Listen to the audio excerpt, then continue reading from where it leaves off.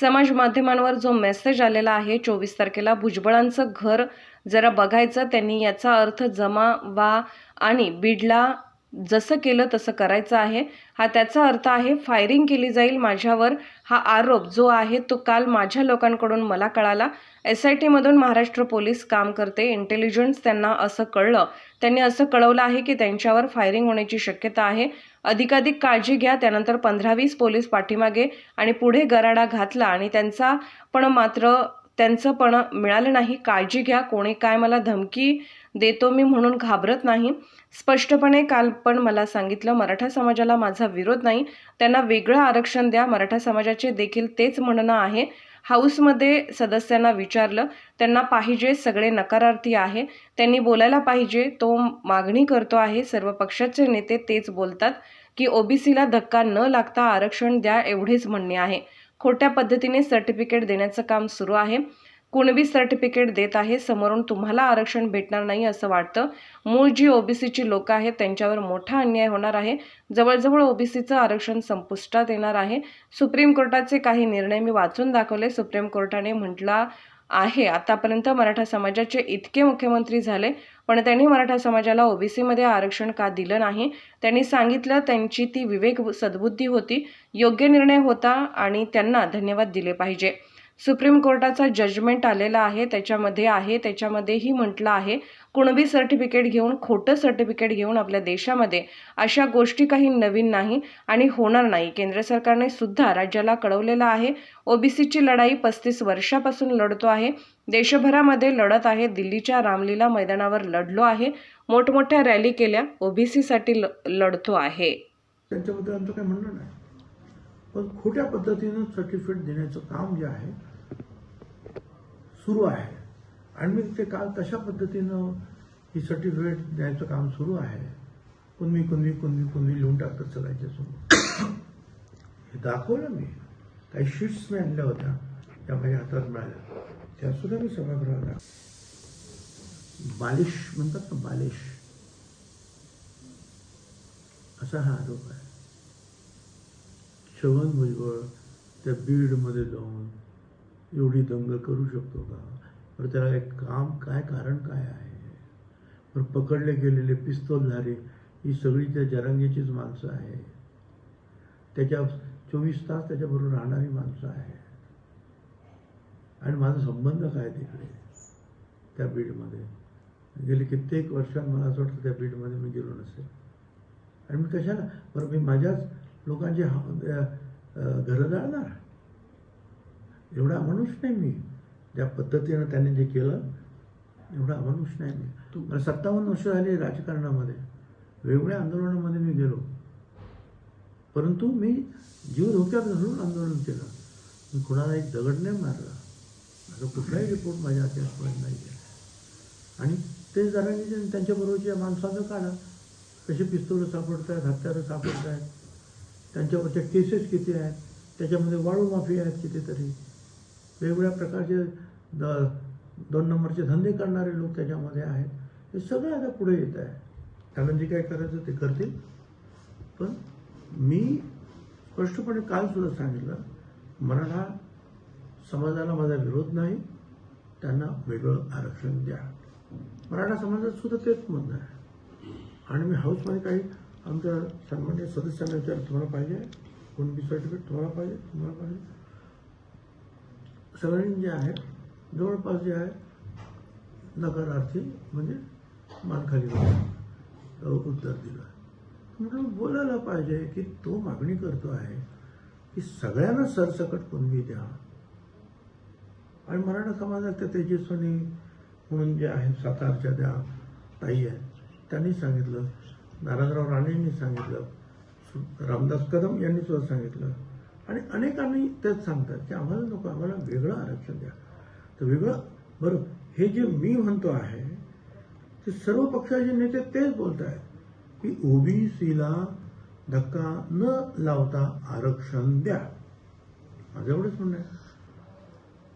असं आहे की एक तर तो मी मेसेज जो आलेला आहे TV वर, आपलं तुमच्या समाज माध्यमावर, त्याचं जे आहे कॉपी दाखवली, प्रिंट दाखवली की 24 तारखेला भुजबळांचं घर आणि भुजबळांच्या कॉलेज ज्यांना बघायचं त्यांनी या, याचा अर्थ तिकडे जमा व्हा आणि आपल्याला जसं आता बीडला गेलो तसं करायचं, हा त्याचा मतिता अर्थ आहे.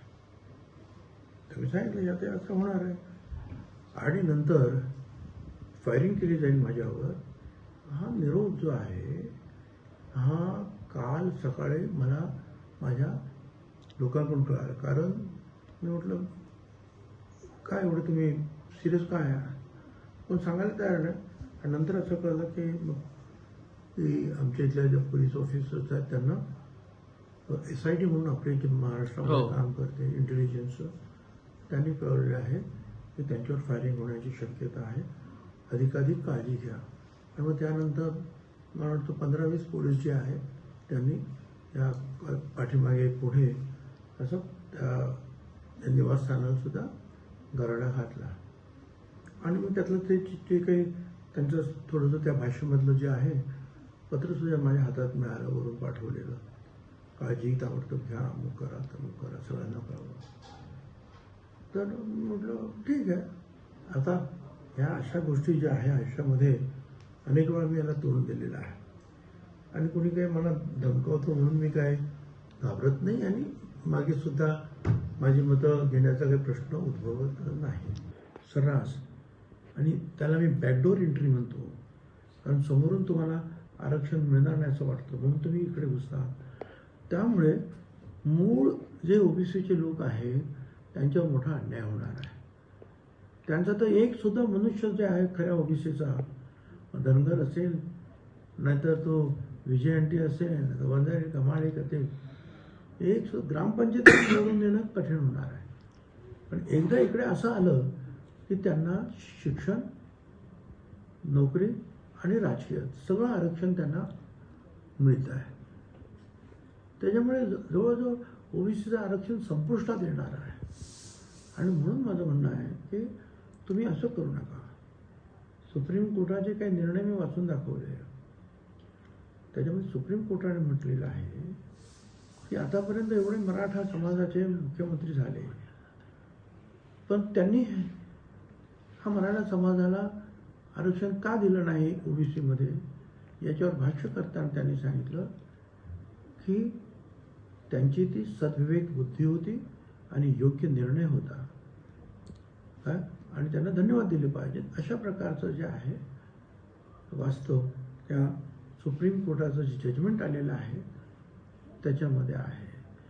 आणि त्याच्यामध्ये हेही म्हटलेलं आहे की कुणबी सर्टिफिकेट घेऊन काही लोक झालेले आहेत, खोटं सर्टिफिकेट घेऊन. त्याच्यावर भाष्य असं आहे त्यांचं की आपल्या देशामध्ये या अशा गोष्टी काही नवीन नाहीत, पण ते होणार नाहीत याची काळजी घेतली पाहिजे असं केंद्र सरकारनं सुद्धा राज्यांना कळवलेलं आहे. असं आहे की माझ्याकडे जो रिपोर्ट आला आहेत ना बाहेर, तर नाही तर एवढे पोलीस कशाला लावते मला सांगा.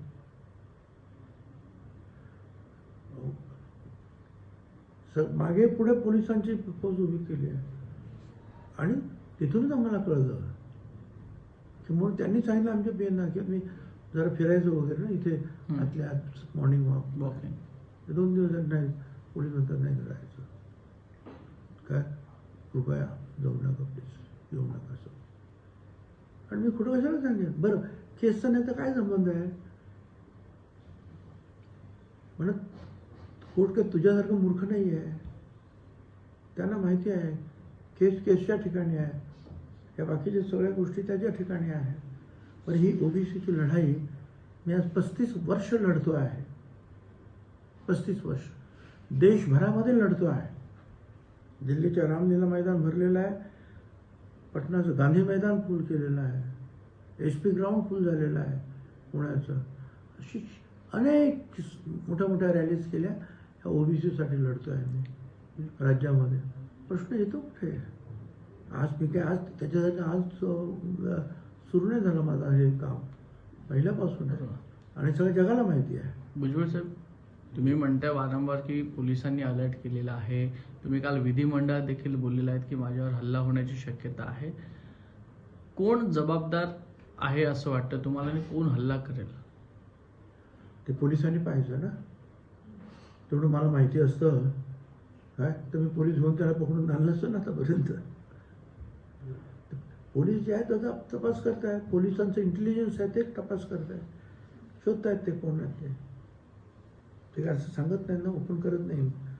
ज्यावेळेस चौकशी सुरू असते, त्यांची तपास सुरू असतो, तर त्यांच्या कारवाईप्रमाणे ते करत असतात. तुम्हाला बदनाम करण्याचा प्रयत्न होतोय, कारण का विश्वासघात की तुम्ही महापुरुषांना बदनाम करताय, जाती कुठच्या काढताय? महापुरुषानं बदनाम केलं काय? कुठच्या महापुरुषानं? विश्वछत्रपती माझे देव आहेत, महात्मा फुले, शाहू आंबेडकर माझे देव आहे काय? हे सगळे महापुरुष. अहिल्याबाई होळकर असेल तर यशवंतराव होळकर असतील, या सगळ्यांचं जे आहेत आम्ही जे आहेत आमच्या हृदयामध्ये आहेत. पुन्हा अण्णाभाऊ साठे हे महापुरुष, तुला नाव सुद्धा माहिती नाहीत म्हणावं त्या महापुरुषांची. साधी गोष्ट आहे म्हणा, तुझ्या बॅनरवर महात्मा ज्योतिराव फुल्यांचा फोटो नसतो. हे काय आहे सांगा बघू, चेक करा. असं आहे की सगळे येतील, पण सुरुवातीला जे घाबरतात सगळे बोलायला हे लोकप्रतिनिधी. लोकप्रतिनिधींना असं वाटतं की जरांगे पाटलाच्या विरुद्ध आम्ही काय बोललो किंवा त्याच्या बाजूने बोललो नाही तर मराठा समाज आम्हाला मतदान करणार नाही, हे मराठा समाजाच्या आमदारांना वाटतं. त्याचबरोबर ते ओबीसी समाजाच्या सुद्धा आमदारांना वाटतं. याचं कारण असं आहे, जसं दलित समाजाला आरक्षण आहे विधानसभा निवडणूक आणि लोकसभा निवडणुकीत, आदिवासी समाजाला आरक्षण आहे लोकसभा आणि विधानसभा निवडणुकीमध्ये, परंतु ओबीसीला मात्र जे आहे ओपनमधून निवडून यावं लागतं. आणि त्यावेळेला मराठा समाजाचे उमेदवार त्यांच्या विरुद्ध उभे राहतात. आणि मग अशा वेळेला जर मराठा समाज आमच्या विरुद्ध गेला तर आम्ही पराजित होऊ, या भीतीनं अनेक आमदार हे मनातलं जे आहे ते बोलत नाही आहेत. काही जे मजबूत मराठा समाजाचे सुद्धा आमदार आहेत त्यांनी आता विरोध करायला सुरुवात केलेली आहे. नारायण राणेंनी विरोध केला की नाही हे बरोबर नाही, रामदास कदम ते पण म्हणाले, आणखीन काही लोक म्हणाले की आम्हाला मराठा समाजाला वेगळं आरक्षण पाहिजे. काल सगळे लोक बोलताना मात्र तेच बोलत होते. आमदार सगळे ते माझ्या विरुद्ध बोलत होते की असं करतात तसं करतात तसं करतात, पण बोलताना मात्र बोलत होते की ओबीसीला धक्का न लावता मराठा समाजाला आरक्षण द्या. अरे मी तेच सांगतोय माझ्या भाषेत, माझं मराठा समाजाला विरोध नाही, मराठा समाजाला वेगळं आरक्षण द्या हे मी आज नाही कित्येक वर्ष सांगतो आहे. माझा हल्ला फक्त जो आहे जरांगेच्या झुंडशाहीच्या विरुद्ध आहे. लोकांची घरं जाळणं, सरकारला दमबाजी करणं, 24 तारखेला नाही झालं तर बघतो भुजबळांना पाहून घेतो, त्याला संपवतो, त्याचा कार्यक्रम करतो, असे घाणघाण मॅसेज ओपनली बोलतो मीटिंगमध्ये. त्या झुंडशाहीला जरांगेच्या माझा विरोध आहे. मराठा समाजाला विरोध, मराठा समाजाने 58 मोर्चे काढले, मी कुठे विरोध केला? किंबहुना त्या मोर्चाचं महत्त्व जाणून अगोदर आमच्या पृथ्वीराज चव्हाण सरकार आणि नंतर फडणवीस सरकार दोघांनी वेगवेगळे कायदे जेव्हा केले तेव्हा मी हात वरती करून मराठा समाजाला आरक्षण दिलं पाहिजे हा कायद्याला सपोर्ट केला.